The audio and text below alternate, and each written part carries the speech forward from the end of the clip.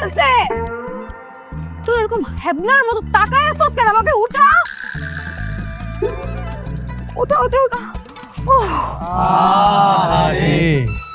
আরে বেঞ্চ সাহেবের কত সুন্দর কোমরটা ভাঙা গেল, আর তোর এই জায়গায় দাঁড়ায় আছিস, একটু যা ধরে হেল্প করবি না? আপনি আমার বান্ধবীকে ইচ্ছা করে ফেলে দিয়ে এখন মজা নিচ্ছেন? চুপ কর তো, এই ছেলেকে আমি দেখে নিব।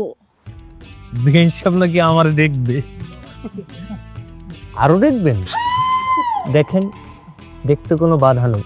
আপনার মতো এরকম একটা বেয়াদব ছেলে আমি আমার জীবনেও দেখি নাই।